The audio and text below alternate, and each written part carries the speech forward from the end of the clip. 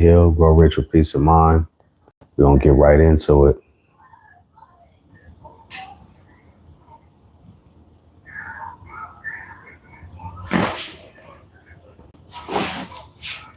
Don't let the motive of material gain conflict with the motive of freedom.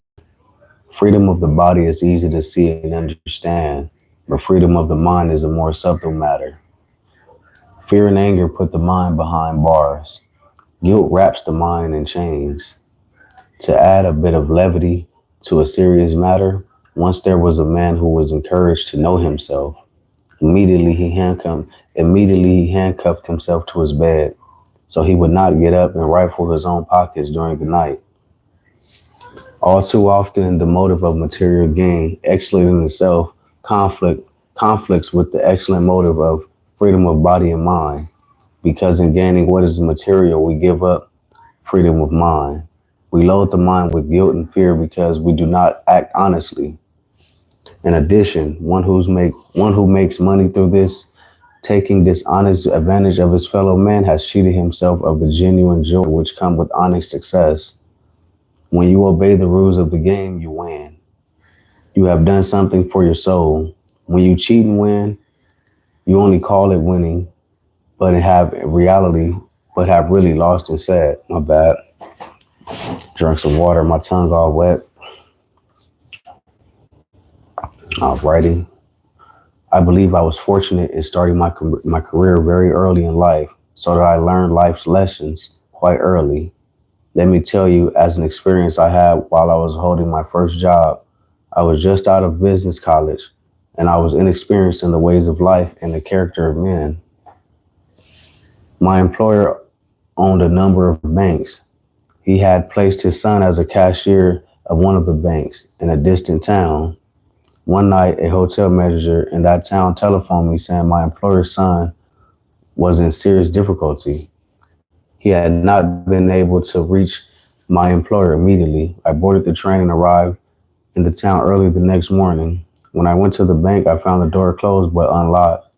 Inside, I discovered the vault had been left open and beautiful green currency was scattered all over the teller's counter.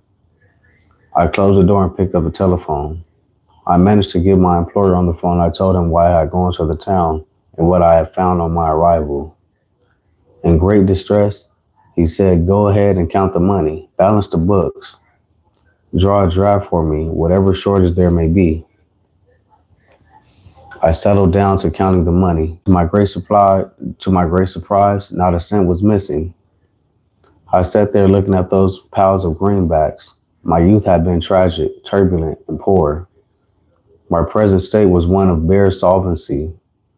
I sat there looking at nearly $50,000 in cash, knowing that I could put at least half into my pocket and nobody would be the wiser. My employer's son showed obvious signs of mental instability. Everyone would assume he had taken the money. He had even acted as though he had filled his own pockets, and I was the only one who knew he had not. The motive of material gain nudged heavily at me, but the motive of freedom said, "Don't do it." Or rather, it was something that kept me honest, for at the time I could not have named the major motives. Perhaps that something was the result of certain sessions I had had with my stepmother before I had left home, in which she had instilled into me the fact that I was in control of my own mind and that always I must live with myself. I locked the money into the vault forthwith, then phoned my employer and told him that there was no deficiency to make up. Not a cent had been stolen. I walked out of that bank with a mind at peace, a mind that was free and joyously positive. Forever after, I have placed the motive of freedom ahead of the motive of material gain. I have succeeded in having all of the money I need without ever hampering either in my inward or outward freedom. This episode was one of several which led me straight to Andrew Carnegie in my realization of my goal in life. My employer was grateful for the way in which I had protected his son's reputation as best I could. He was responsible later for my entering Georgetown University Law School. This led through a chain of circumstances to my assignment to interview Mr. Carnegie. If I had yielded to the material gain motive that day in the bank, the science of personal achievement might have never come into being. Yes, as Emerson suggested, there was a silent partner in all of our transactions, and woe is the lot of a man who tries to drive a sharp bargain with life. Life reflects your own thoughts back to you. Thoughts are things, a poet said, and truly they have an existence of their own, so that a curse comes back to curse you and a blessing comes back to bless you. Reflected by the mighty mirror of life, another poet said, I am the master of my fate. I am the captain of my soul. This is too true, and the two truths harmonize. Send out positive thoughts from a positively oriented soul, and the world will reflect back greater and positive influences to help you. Turn back and read the list of the 9 basic motives. Concentrate on the 7 positive motives. Remember, it is possible. My bad. Let me get some water.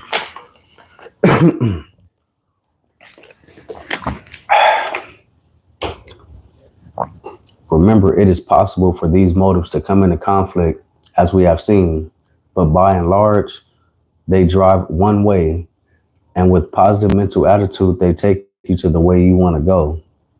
We shall not farewell to the motives till we are finished with this book, but let us now pay our respects briefly. Love has a limitless scope.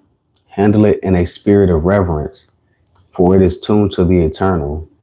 Give freely of it, and you will attract as much as or more than you give. Stop giving love, and you stop receiving. With no other emotion or motive or desire, it is the mirror of life so very evident. Sex is the great creative force of the universe.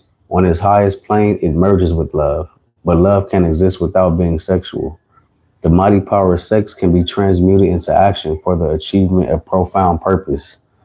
And so important is this matter that later on we shall devote an entire chapter to it. On the other hand, sex may be debauched and misused. And it is in its guise that it brings grief and trouble to mankind and gives itself an undeserved bad reputation. Self-preservation can become a negative force when no one seeks it without regard to the rights of other people. It is instilled by nature to help us stay alive. Even so, the human being assumes the prerogative of rising above it. When a ship is sinking, it is women and children first, and there are many parallel instances which call forth a nobility in human nature. Self-expression is part of finding oneself. It is part of one's freedom to be oneself. Thus, it is positive, constructive, and infinitely valuable. Only make sure that your own means of self-expression does not demean or damage others. Perpetuation of life after death belongs to the earliest beliefs and motives of mankind. It should be bounded by common sense and a true understanding of one's relationship to that change known as death. When wrapped in superstition and fear, this motive leads only to wretchedness. It can turn life into a preparation for death and hamper an entire civilization. The surest way to the peace of mind, or the surest way of finding peace of mind. We're going to tap back into this later on today. I wanted to do a little early morning live with y'all, man. But I appreciate y'all for tapping in. It's your boy Chuck. We out.